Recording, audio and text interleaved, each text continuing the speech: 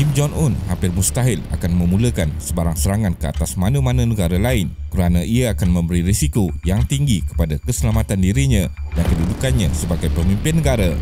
Akan tetapi, Kim Jong-un mengetahui bahawa menggertak musuh dengan ancaman peluru berpandu nuklear dan dengan menenggelamkan aset musuh seperti kapal Cheonan milik Korea Selatan yang merupakan sekutu Amerika Syarikat boleh mempamerkan kuasa yang ada pada Korea Utara tanpa mengakibatkan tindak balas serius yang berani diambil oleh Amerika Syarikat atau Korea Selatan.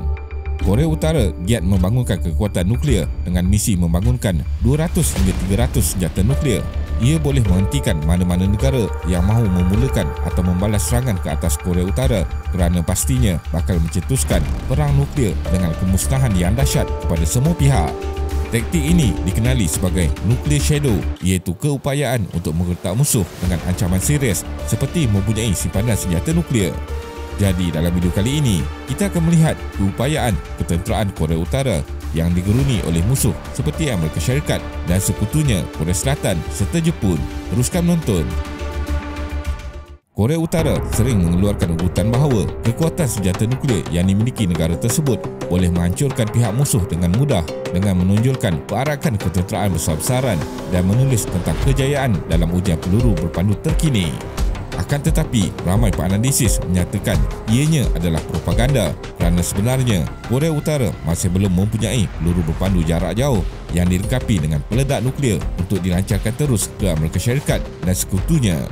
Sememangnya, Korea Utara mempunyai bom nuklear dan pelbagai peluru berpandu yang boleh mengenai sasaran sehingga ke Korea Selatan, Jepun, bahkan ke negara Amerika Syarikat. Akan tetapi, pakar masih mempertikaikan kemampuan Korea Utara untuk menguasai teknologi kejuruteraan yang rumit untuk mencantumkan peledak nuklear dengan peluru berpandu dimilikinya. Peluru berpandu jarak jauh antara benua. Korea Utara telah mempamerkan kemampuan peluru berpandunya yang dapat mengenai Amerika Syarikat seperti Hwasong-15 yang merupakan salah satu antara 3 peluru berpandu antara benua yang dibangunkan oleh negara itu. Dalam kajian yang dilakukan oleh saintis pertahanan China, mereka mendapati peluru berpandu Hwasong-15 mampu terbang sejauh 13,000 km dan memberdir kawasan tengah Amerika Syarikat dalam tempoh 1997 saat atau 33 minit sahaja. Korea Utara menegaskan bahawa kesemua peluru berpandu antara benua Hwasong boleh dilengkapi dengan bom atau kepala peledak nuklear. Sistem pertahanan peluru berpandu Amerika Syarikat pula akan hanya menerima maklumat tentang pelancaran peluru berpandu Korea Utara itu kira-kira 20 saat selepas ianya dilancarkan.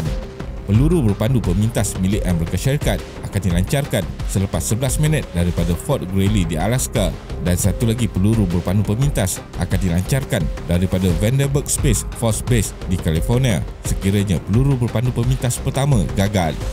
Menurut pakar, satu peluru berpandu ICBM Korea Utara boleh dilengkapi dengan 3 hingga 4 peledak nuklear yang boleh mengurangkan ketepatan sistem anti peluru berpandu Amerika Syarikat. Senjata jarak dekat. Selepas hubungan diplomatik antara Korea Utara dengan Amerika Syarikat semakin panas semasa pentadbiran Presiden Donald Trump pada tahun 2019, Kim Jong-un telah mempercepatkan lagi pembangunan senjata jarak dekat termasuklah yang dilengkapi peledak nuklear yang mampu menyerang pangkalan tentera Amerika Syarikat di Korea Selatan. Senjata taktikal nuklear ini mampu mengenai sasaran sehingga jarak 500 km dan dengan hanya 4 roket, ia boleh menghancurkan satu lokasi penting musuh. Korea Utara juga mempunyai peluru berpandu jarak sederhana iaitu Hwasong-12 yang boleh mengenai sasaran pangkalan utama tentera Amerika Syarikat di Pasifik iaitu Guam. Selain itu, peluru berpandu Pukgusong juga boleh dilancarkan dari kapal selam milik Korea Utara dan mencecah jarak sehingga 1,900 km. Perang di Semenanjung Korea yang masih tergantung. Secara amnya, Semenanjung Korea masih berada dalam situasi perang kerana pada 27 Julai 1953, pihak-pihak yang berperang dari tahun 1950 hingga 1953 hanya bersetuju untuk mengadakan gencatan senjata dan tidak menandatangani sebarang perjanjian damai untuk mengakhiri Perang Korea. Korea Utara dan Korea Selatan diiktiraf sebagai negara dalam PBB pada tahun 1992. Setelah 70 tahun gencatan senjata di Semenanjung Korea, situasi damai antara dua negara tersebut masih sukar difahami. Korea Utara dan Selatan telah memperbaharui gencatan senjata dengan perjanjian Inter-Korean Basic Agreement pada tahun 1991 supaya kedua-dua negara saling menghormati dan tidak mencampuri urusan masing-masing. Akan tetapi, pelbagai usaha untuk menggantikan perjanjian gencatan senjata dengan perjanjian damai setakat ini masih gagal.